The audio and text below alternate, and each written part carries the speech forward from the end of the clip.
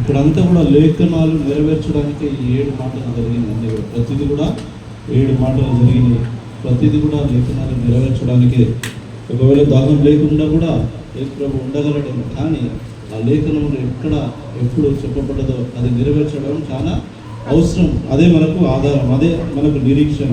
మరి మొదటి మాటను మనం చూసుకుంటే ప్రేమను గురించి చెప్తా ఉన్నాడు. రెండో మాట ఏముందండి? రక్షణను గురించి చెప్తా ఉన్నాడు. మూడో మాట బాధ్యత గురించి చెప్తా ఉన్నాడు. నాలుగో మాట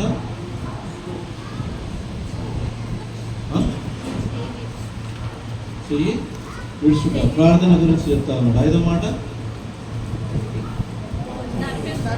తప్పు గురించి, అంటే మనకు ఉండవలసిన తప్పు. ఆరో మాట సమాప్తం, అవునా? ఏడవ మాట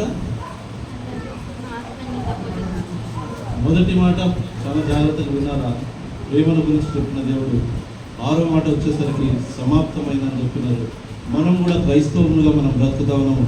మన టైం వచ్చినప్పుడు సమాప్తమైనదని చెప్పగలుగుతామా లేదా అని చాలా చాలా ప్రాముఖ్యం. మరి 7వ మాటలు మనం గమనించినట్లయితే దేవుడు తన ఆత్మలో దేవుడికి తండ్రికి అప్పచెప్పినట్లుగా చూస్తా ఉన్నాం. ఈ దినాల్లో మనం గమనిస్తే మన ఆత్మలను, యవనస్తులు ఆత్మలను దేనికి సమర్పిస్తున్నారండి? ఎవరికి అప్పగిస్తూ ఉన్నారు? సైతానికి అప్పగిస్తున్నారు కదా. సూసైడ్ చేసుకుని యవనస్తులేంది, పెద్దలేంది, భార్య భర్తల మధ్యన గొడవలు, అవన్నీ కూడా ఆత్మహత్యలన్నీ కూడా సైతానికి అప్పచెప్పినట్లుగా ఉంటాం. ఈ 7 మాటలలో మనం నేర్చుకున్నది ఏంటంటే ప్రేమ కలిగి ఉండాలా. చివరిగా ఏంటంటే మన ఆత్మను ఆయనకు అప్పచెప్పే విధంగా ఉండాలి. హల్లెలూయా. అన్నీ కూడా మంచిగా ఒక్కొక్క మాటను మనం చెప్పగలుగుతాం. అయితే ఇక్కడ మనం గమనించినట్లయితే ఆ యొక్క దాహం అనేది ప్రభువుకు ఎందుకు రావాల్సి వచ్చిందంటే లేఖనములు ఇప్పుడు చదువుకున్న మాట 19-28 వచనంలో మనం చూస్తే లేఖనములు నెరవేర్చినట్లుగా అది జరిగిందంటా ఉన్నాడు.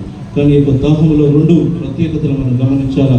శారీరకంగా ఆయన 100% మానవుడిగా ఉన్నాడు కాబట్టి శారీరకంగా కూడా ఆయనకు దాహం వచ్చింది, దాహం జరిగింది. ఆత్మీయంగా కూడా ఆయనకు దాహం అనేది మనం గమనించాలి. మరి మన జీవితంలో కూడా అటువంటి దాహము ఉండాలని దేవుడు మనకి ఈ దినం నేర్పిస్తూ ఉన్నాడు. మరి ఎంతవరకు మన జీవితంలో ఆ యొక్క దాహం అనేది ఉంది మనం గ్రహించాలా. మరి మనకున్న దాహం ఏంది?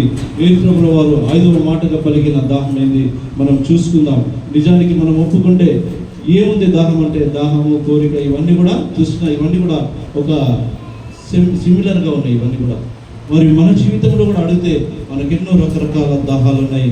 మరి యేసు ప్రభువు వారు చెప్తున్నారు, ఇది మరొకసారి మనం జ్ఞాపకం చేస్తా ఉన్నాడు, ఆత్మల పట్ల దాహం కలిగి ఉండాలని. మనకు దేవుడు రక్షణ ఇచ్చిండు. మరి ఆ రక్షణను ఇతరులకి మనం పంచుతా ఉన్నామా లేదా? ఆ రక్షణను మనం పంచుకుంటున్నామా లేదా? నరకము నుండి విడిపించడానికి మనం ప్రయత్నం చేస్తూ ఉన్నామా? అటువంటి దాహము కలిగి మనం బ్రతుకుతా ఉన్నామా అనేది మనం చాలా గమనించవలసిన విషయము. యోహాను సువార్త 7:37 ఒకసారి చదువుకుందాం.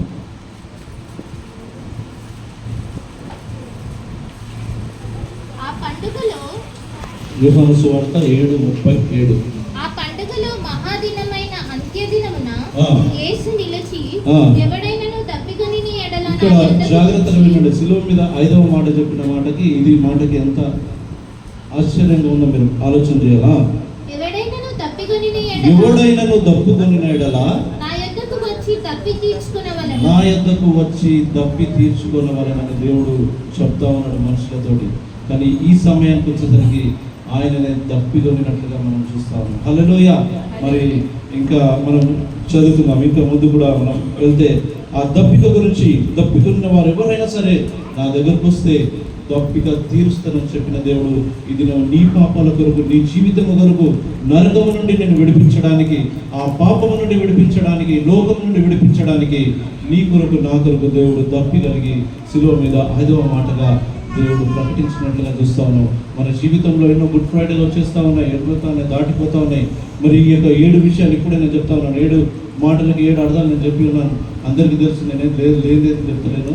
మరి ఆ 7 విషయాల్లో మనం ఎంతగా పరివర్తన చెందుతున్నాం అనేది చాలా ముఖ్యం. అవునా కదా? దేవుడు చెప్తా ఉన్నాడు ఈ 7 విషయాలు మన జీవితంలో అనుభవించుకొని బ్రతకాలని దేవుడు చెప్పిండు. కానీ మనమైతే ప్రతి గుడ్ ఫ్రైడే మాత్రం ఖచ్చితంగా మరవకుండా 7 మాటలు మనం చదువుకుంటాము. చదువుకోవడంలో తప్పులేదు, నేను తప్పనంటలేను, తప్పులేదు. కానీ ప్రతి గుడ్ ఫ్రైడేలో ఒక్కొక్క మాటనన్నా మన జీవితంలో నెరవేర్చబడుతూ ఉందా? ఒక్కొక్క మాటను మనము అధిగమించగలుగుతున్నామా అనేది మనం గ్రహించాలి. ఈ దినం అంతగా వేదన చెంది